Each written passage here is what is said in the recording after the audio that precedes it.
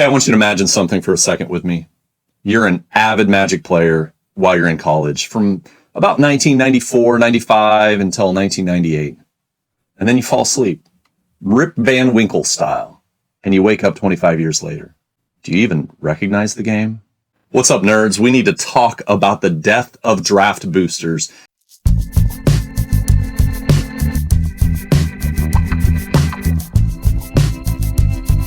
So here's the whole point of my Rip Van Winkle experiment, and I'm just talking off the cuff here. I have no script today. I have no fancy editing that's going to show up. I'm just talking to you, Magic fan to Magic fan.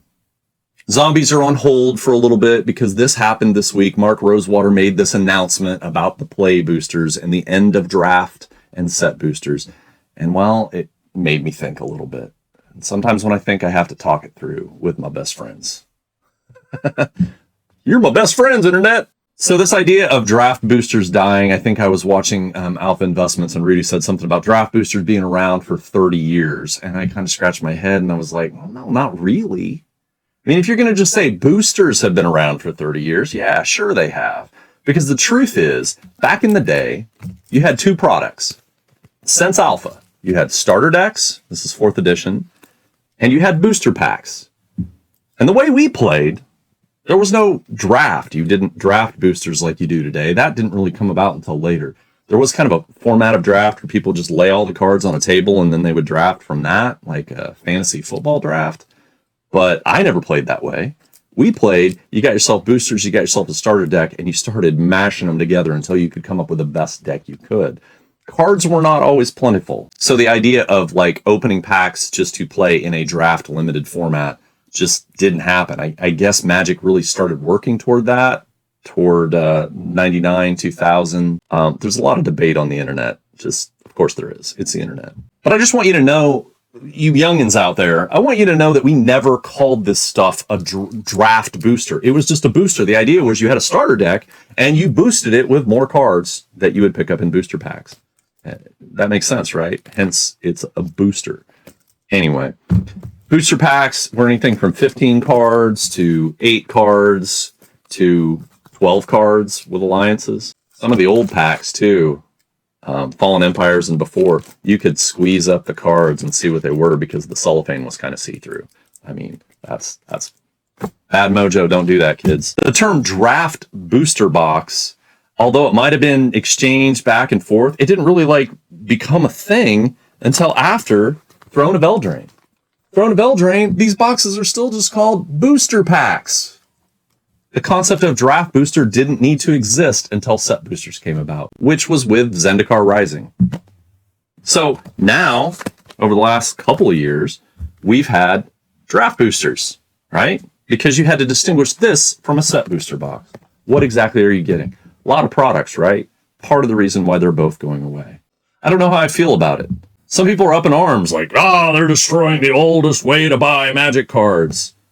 Well, we never really called them draft boosters. I guess I just don't feel that kind of affinity. I mean, did anybody yell about the fact that they were destroying things when you only got 8 cards in a pack, or when they shifted it to 12? Or why not 15 in every pack?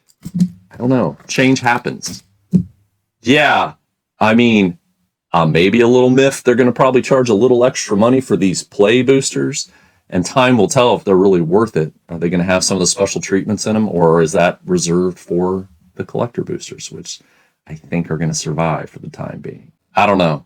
It's just a thing. Some of my thoughts. I couldn't move on talking about zombies until I had cleansed my palate of this whole concept. Boosters are still going to be around.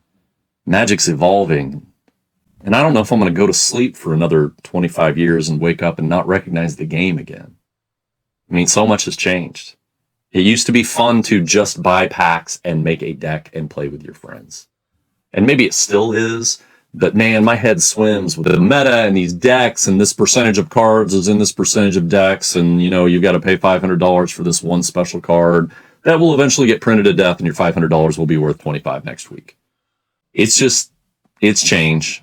And change is hard for some people. I guess I wasn't even around really to notice when they went from this to this, but they did. What are your thoughts on this? How do you feel about Magic doing away with the draft boosters and the set boosters for simply the play booster? Is this going to be a win for players or a win for Hasbro? Or maybe, I'm not holding my breath here, a win for both. That's all I've got. I will be back with more zombies soon. We're doing a whole Halloween thing here on the channel. I do want to talk about some magic zombies and zombie tokens, zombie generators, zombie. And I'm trying to get my kid to do a top 10 Scooby-Doo villains. We'll see if he can get that finished in the next week or so. Take care out there. You're awesome. Have fun. See you soon.